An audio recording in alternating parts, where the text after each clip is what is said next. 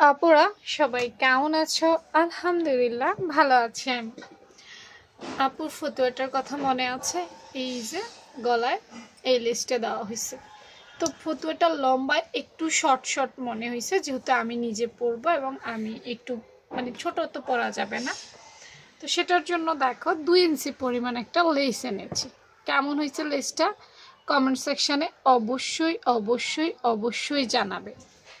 ঠিক আছে, আমার কাছে তো ভীষণ ভীষণ ভীষণ সুন্দর লাগছে লেসটা। তো এটা আমি বসাবো।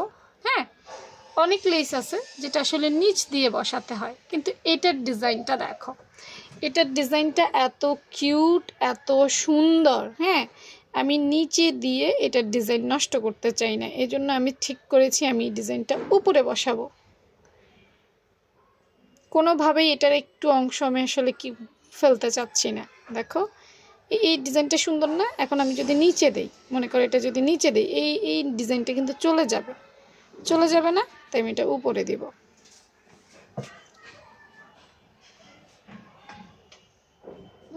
এই যে সুন্দর করে খুব ধীরে ধীরে কাজটা করব, খুব ধীরে ধীরে কাজটা করতে হবে আমাকে।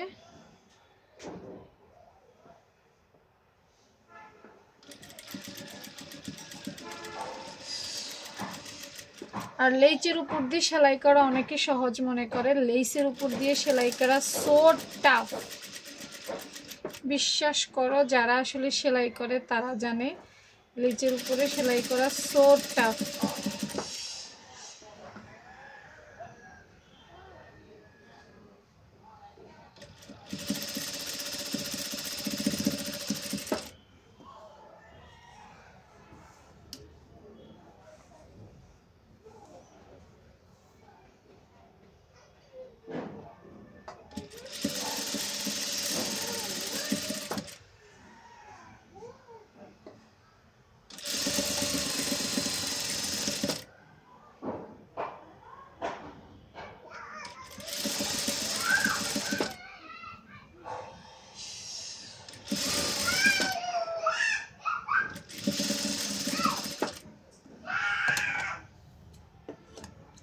একটু বাড়তি রেখে কেটে ফেলব।